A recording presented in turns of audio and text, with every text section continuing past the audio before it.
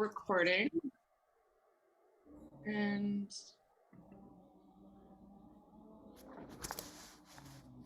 so thanks everyone for joining us today. We are meeting today on, well, I am on the traditional territory of the Tofino-Long First Nation. Joining me for this Brief All Candidates forum is Susanne Farlinger, who's the Liberal Party representative for this riding in this upcoming election. Thanks for being with us today, Susanne, and thanks for answering questions from the Tofino-Long Beach Chamber of Commerce.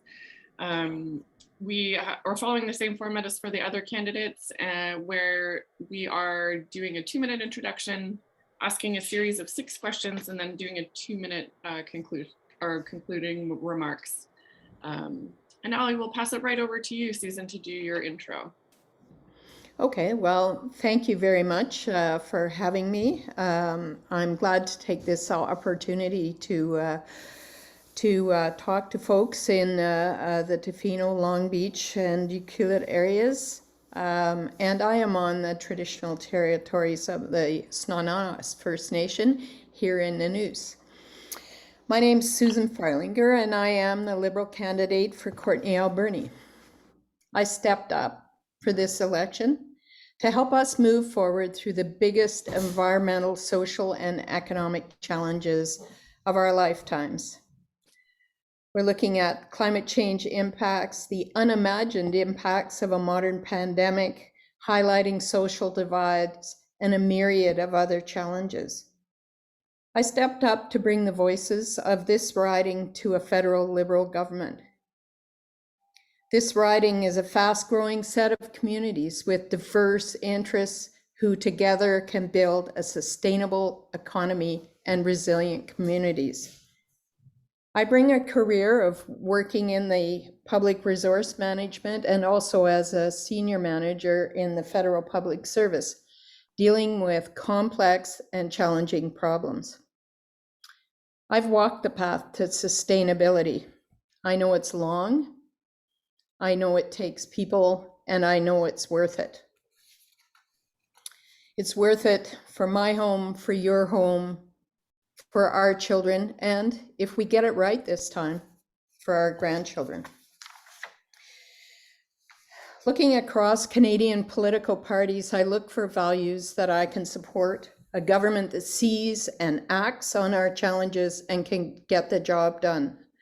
I look for a thoughtful, comprehensive approach to these big issues in front of us, like climate change and adaptation, like managing through COVID, and building for what lies ahead, an even bigger challenge. Sorry, that's our time for 2 minutes. Thanks for that. The first question that we had for you today was regarding pandemic business recovery. And the question is, so some sectors, notably tourism and hospitality, have not yet fully recovered from the impacts of COVID-19 and are consistently dealing with regulatory changes to the business environment. Many businesses still need support, and in particular are seeking help to access a pool of skilled workers from which to hire and train. If elected, what will the economic priorities of your government be to help small businesses recover from the impacts of the pandemic and deal with the current issues? Well, there's no doubt that the pandemic has put us all through a roller coaster we did not expect.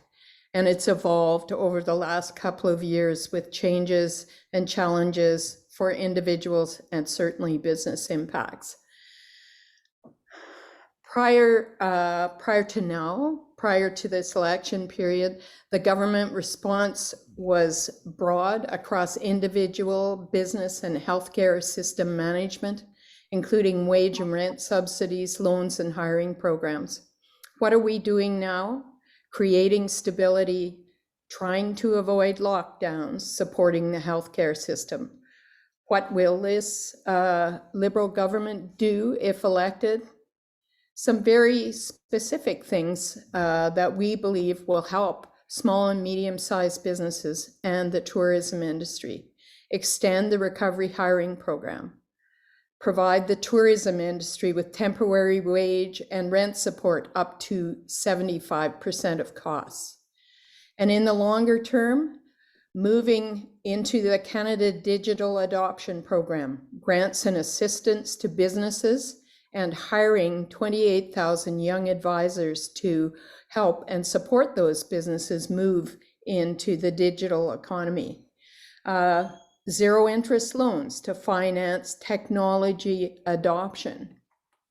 Over the longer term, increasing existing programs, small business financing by $650 million, helping 2,900 additional small businesses. This can be very important for us here in this riding. Adding borrowability to charities and nonprofits, which will address affordable housing.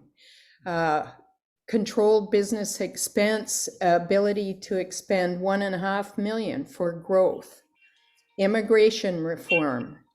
Improve foreign credential recognition. The program is broad and supports small and medium-sized businesses and large businesses across the country. Perfect, thanks for that. And on housing affordability now, so housing affordability supports inclusive growth and helps build communities. The rising cost of housing and lack of rental stock in BC is making it hard for residents to live here and for businesses to attract and retain workers in high demand areas like Tofino. And while affordable housing solutions generally fall on the shoulders of the provincial and municipal government bodies, the federal government also has a role to play in this issue. If elected, how would your government incentivize the development of affordable housing? Well, I think your point is correct. I've heard about affordable housing everywhere I visited in this riding. We're dealing with structural changes here. Supply and demand has ruled the market for houses in this country. So we're looking at changes that the federal government support that go across the spectrum, from increasing supply, from determining how the federal government can regulate the use, for example, of taxing vacant houses, looking at the regulation of the real estate industry, avoiding flipping, ensuring that in the future we will have a rent-to-own program, tax-free savings account for those who can afford to move and become homeowners, changes to CMHC loans. But really you'll see in the Canadian housing strategy and moving forward that we need to increase our ability to fund the providers and support the providers of affordable housing. And there is a commitment to triple the fund that supports those providers in getting land, in building these facilities. I'll just point out that successes like Habitat for Humanity, although small, have made significant differences in communities here in this riding. And those organizations are supported through the Canada Housing Plan, and in fact have been funded across this riding to produce affordable housing. But we need to expand it, and that is why there will be a tripled federal investment in assisting those affordable home providers. Okay, can I ask a follow-up question to that? Something you mentioned about the tripling of that fund. What is the proposed timeline for that augmentation? I'm not entirely sure that I can tell you what the timeline will be. It is an existing fund, so it should be a relatively short timeline, simply because the terms and conditions and various government finance approvals will be in place. So it is a matter of allocating through budgets to get that fund in place. Yeah, and as you said, we're definitely playing catch up with a decades of inaction on this front. So I think that's important to recognize as well. Our next question has to do with another big topic, climate change. And the United Nations' most recent Intergovernmental Panel's report in 2021 urgently underscores the need for strong, sustained cuts to greenhouse gas emissions on a short timeline. So what is your party's plan for addressing this urgent need while balancing the country's economic reality? This is one of the biggest challenges in front of us. We've got to reduce emissions. We have in the Liberal Party and the previous Liberal government, a government that recognizes that we must do that. And so there is an ambitious plan, and many of the elements of that plan are underway. This is called a strengthened environmental economy, and is the myriad of details, some 79 pages of them, outline plans that are already underway and plans that are moving forward.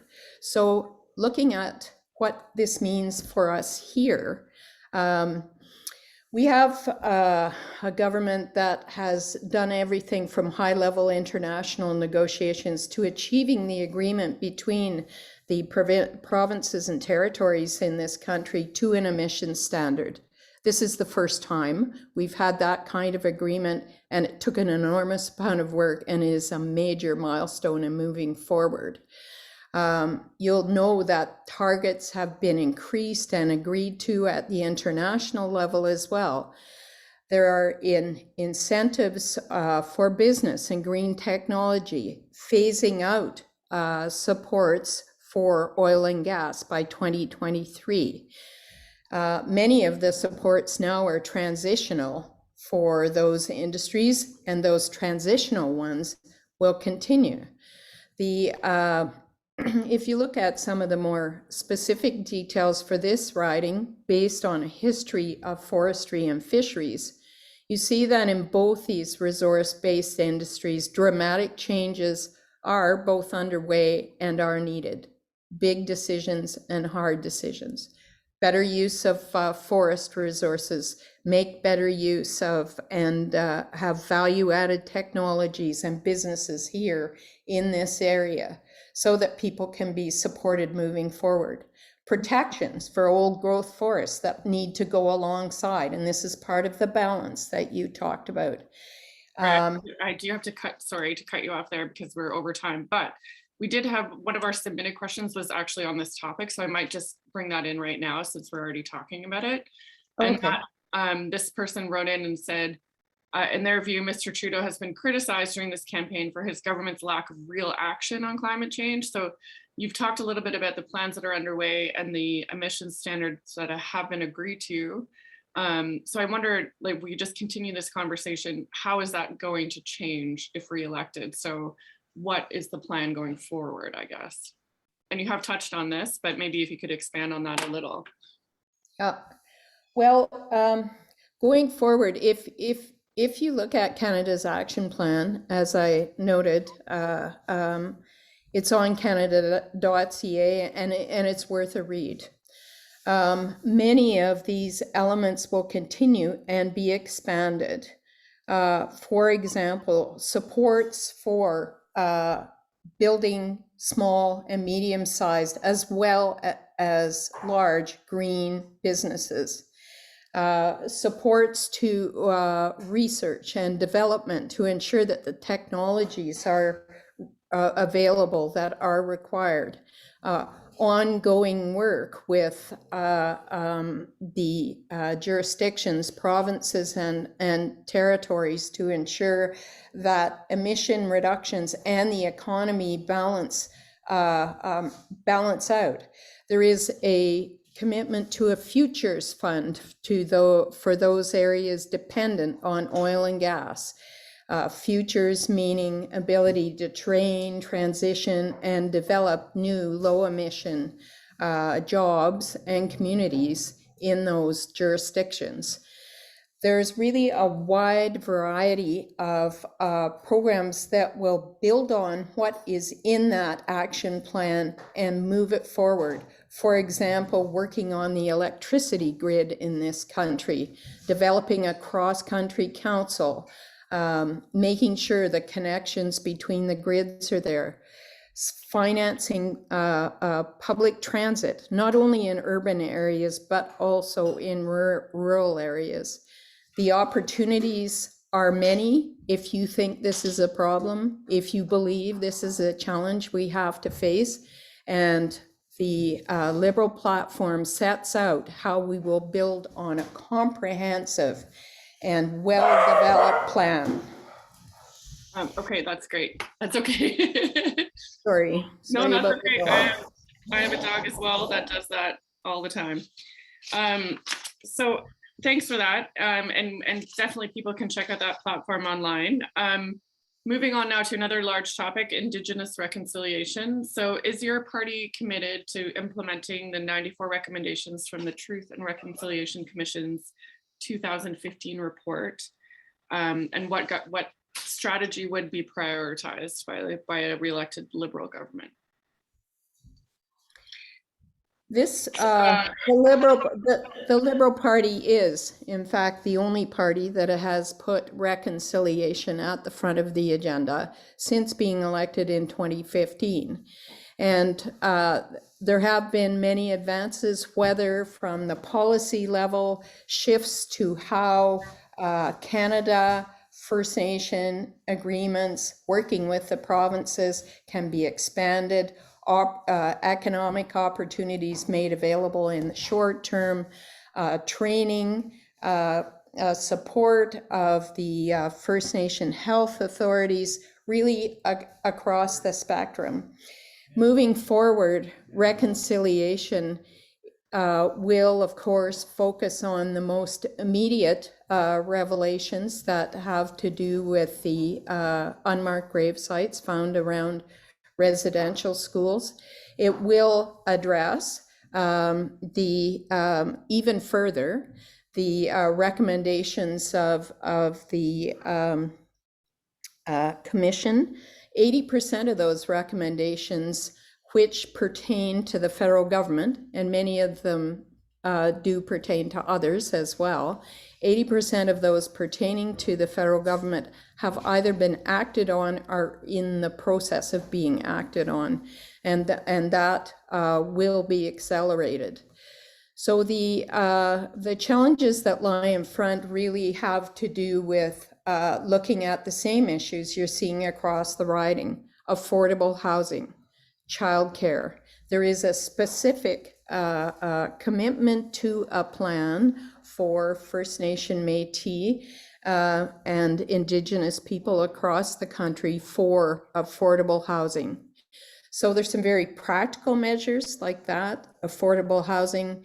There's continued high-level policy work on engagement and moving ahead to transfer the resources that are required to First Nations, Okay, whether you're dealing with an on-ground issue or a larger one.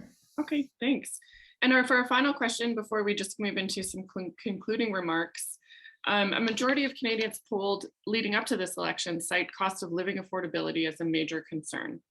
So how has the Liberal government addressed this in its previous term, and how does it propose to do so if re-elected?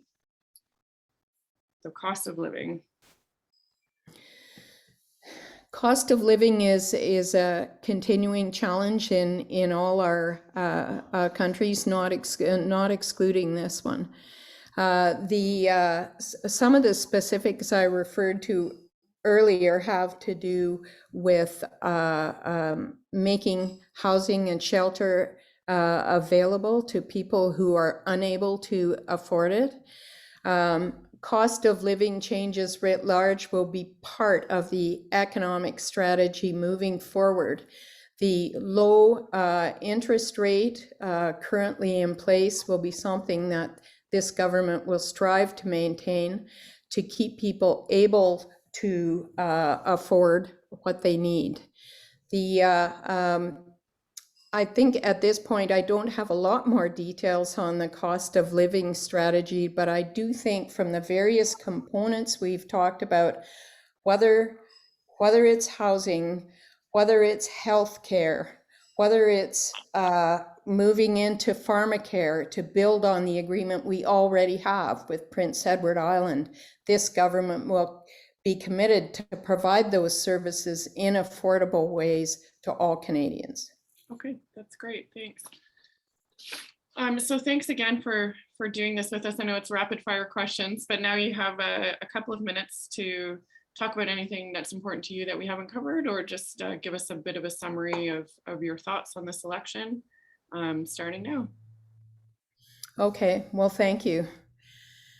As I said at the outset, I haven't been a political animal, and I jumped in the fray because I thought it was really important, and because I think this riding needs a connection, a strong connection to the federal government. The challenges in front of us are not trivial. They require a government that can think ahead, see the problems, move ahead. Even though elections in this country tend to happen on a fairly short time scale, that does not mean that we don't need a government that looks beyond them, that sets a course for the future. We have to work together here in this riding to map out the future we want, and to work with levels of government, including the federal government, for the resources and the infrastructure needed to do that. And the programs put forward by the Liberals will give us the opportunity to do that. Rebuilding our economies and our communities for a stable and resilient future, it won't get done by looking back. Vote for the government that has the plans that will make it happen, and vote for an MP who can work with that government. Okay. Thanks again, Susan. I really appreciate your time today, and speaking with the constituents in Courtenay Alberni on the west coast of the island, so a little bit further away. But thank you so much again, and best of luck with the rest of the election. Thanks very much for having me, and thanks for the good luck. Okay, take care. Bye.